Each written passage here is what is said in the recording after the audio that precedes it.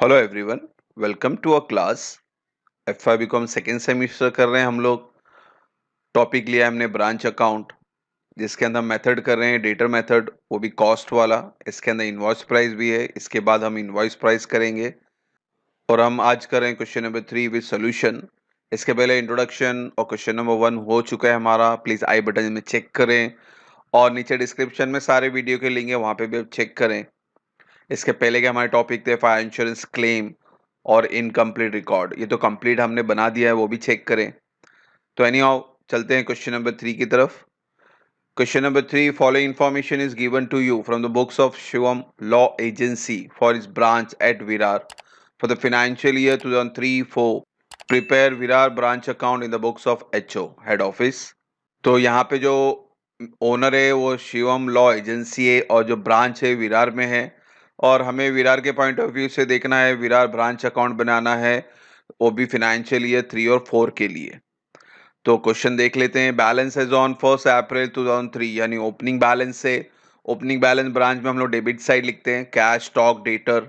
Then closing balance 31 मार्च 2004 को दिया हुआ है, क्लोजिंग बैलेंस हम क्रेडिट साइड लिखते हैं।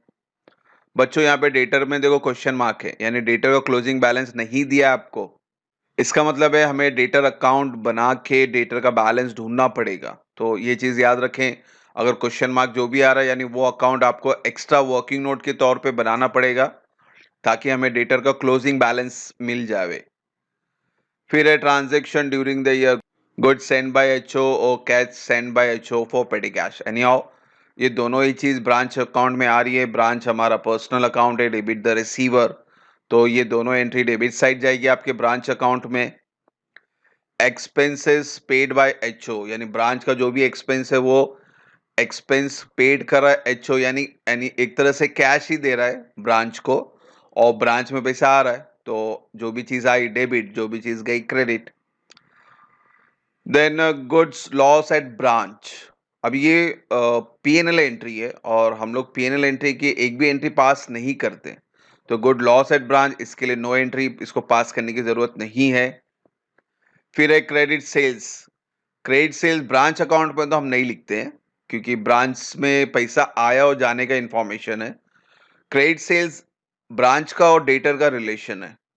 और ये डेटर अकाउंट मैंने पहले ही बताया था आपको, डेटर अकाउंट बनाना है, यानी ये क्रेडिट सेल्स डेटर अकाउंट में आपको लिखना है। और डेटर अकाउंट में आपको डेबिट साइड लिखना है, क्योंकि डेटर अकाउंट में सेल्स डेटर को मिल रहा है, डेबिट द रिसीवर। फिर है insurance claim received by the branch. Again ये पीएनएल एंट्री है क्लेम वगैरह की, तो इसके लिए भी एंट्री पास करने की जरूरत नहीं है। Then cash received from debtor.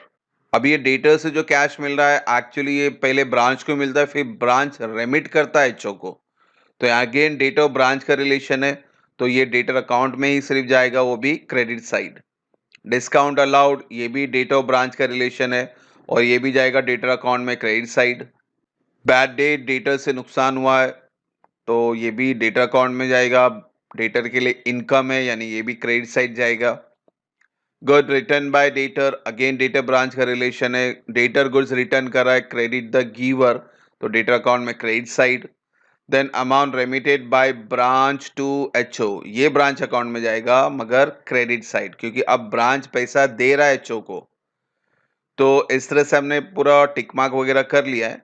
तो हम सम की तरफ चलते हैं। सम में सबसे पहले हम डेटर अकाउंट बनाएंगे, ताकि हमें क्लोजिंग बैलेंस ऑफ डेटर मिल जाए, फिर हम ब्रांच अकाउंट बनाएंगे। तो चलते हैं सॉल्यूशन की तरफ। क्वेश्चन यहाँ फिर से ले ले हम लोग। अब पहले मैंने क्या कहा था, डेटर अकाउंट बनाएंगे तो पहला वर्किंग नोट में डेटर अकाउंट बना लेते हैं, फॉर्मेट ड्रॉ कर ले। डेटा अकाउंट यानी डेटा अकाउंट का डेबिट ओपनिंग बैलेंस जो है वो डेबिट साइड लिखेंगे, टू बैलेंस ब्रॉट डाउन 1200। फिर डेटा का क्लोजिंग बैलेंस ये हमें ढूंढना है, एनी हाउ जो भी होगा वो तो क्रेडिट साइड होगा, बाय बैलेंस कैरिड डाउन। तो ये तो बैलेंसिंग फिगर होगा, तो सम के टाइम पूरा करेंगे। और डेटर की एंट्री देख लेते हैं। डेटर की एंट्री आई थी क्रेडिट सेल्स की 3600, क्रेडिट सेल डेटर अकाउंट में debit side. Then debtor account में कैश रिसीव्ड फ्रॉम डेटर, यानी डेटर गिवर था, क्रेडिट साइड यहाँ लिखेंगे बाय कैश 2400। फिर है डिस्काउंट अलाउड, ये भी क्रेडिट में आएगा। फिर है बैड डेट, ये भी क्रेडिट में आएगा।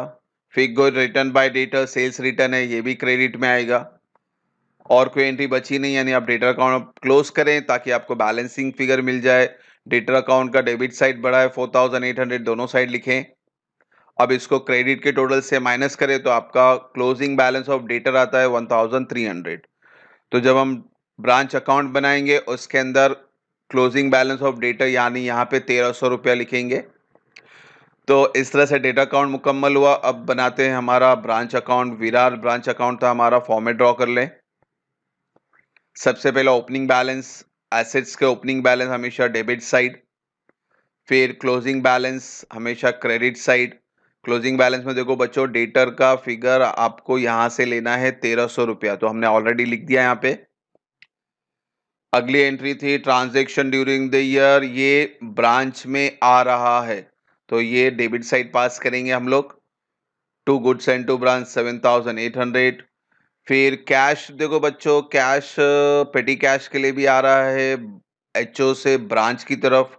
और ये सैलरी एंड एडवर्टीजमेंट का खर्चा यानी एक्सपेंडिचर जो हुआ ब्रांच का, वो भी पैसा आ रहा है एचओ के तरफ से।